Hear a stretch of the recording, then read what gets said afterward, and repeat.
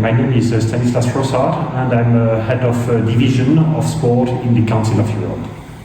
And could you briefly explain the role of the Council of Europe and its connection to sport? Well, first of all, the Council of Europe is an institution that is different from the European Union. It's covering the entire European continent, from Iceland to Azerbaijan, which is fitting with the sport organization of in Europe. All European competitions are covering the entire continent. And the Council of Europe is not a supranational institution, but it's an intergovernmental one whose main aim are to promote democracy, human rights, and the rule of law. And you have served as Executive Secretary of the Enlarged Partial Agreement on Sport, EPAS. Could you briefly explain what it is and why it matters for European sport cooperation? Yes. As an intergovernmental organization, the Council of Europe is mostly working together with civil servants, judges, and experts. It has not the capacity to reach out the population with a broad grants program or public policies at a continental level.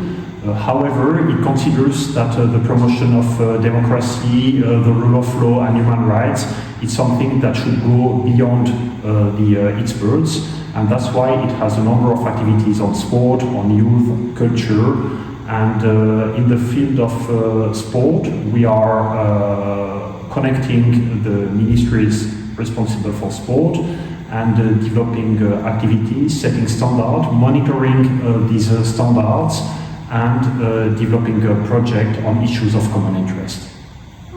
Thank you. The EU and European sport policy can sometimes feel quite distant or complex. Why is it important for people working in grassroots sport and civil society to engage with these policy processes?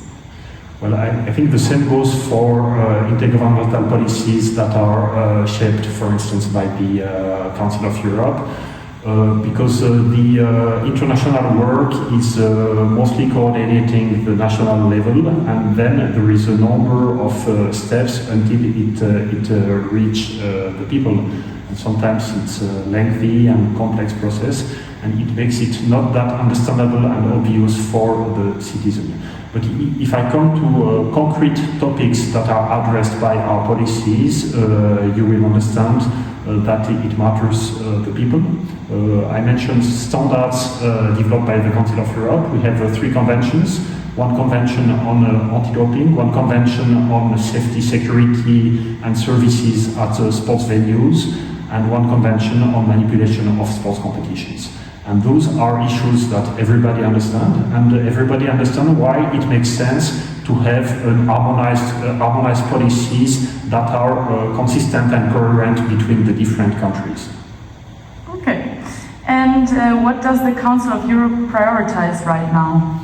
Well, now in the field of general cooperation on sport policies, which is managed by EPAS, I would say that the issue of safeguarding in sport, the protection of children against violence and abuse in sport is quite high on the agenda, and it will be the main topic of our upcoming ministerial meeting that will take place on 3rd and 4th of November in Monaco.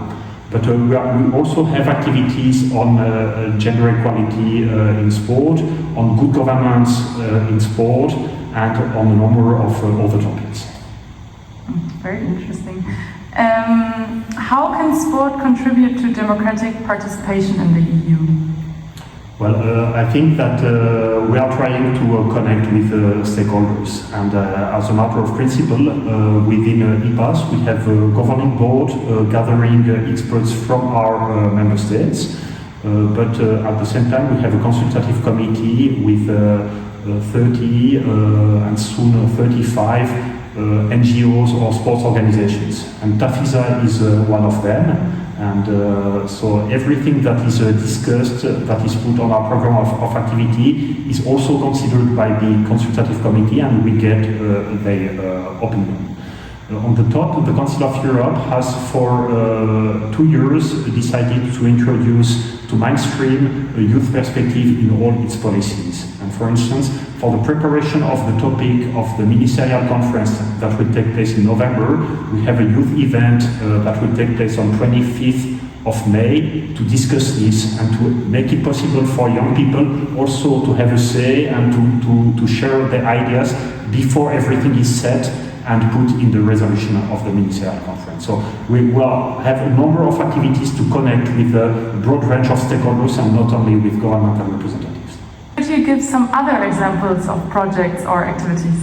Yes, of course. We have sometimes we have the opportunity to run Erasmus Plus project co-funded by the European Union. And I could mention 2 of them that are going on right now. We have a project on developing sports and physical activities that are fit for women's health, considering the women's health characteristics and issues at different stages of their life, and how sports activities could adapt to be relevant and fit to them. And this is part of a larger range of activities on promoting gender equality in sport.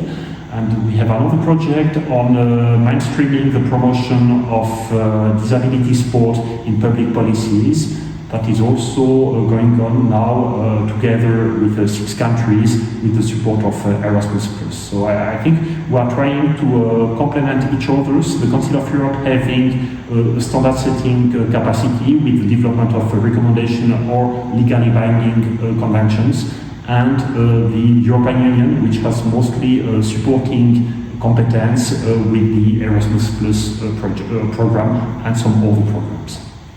Thank you.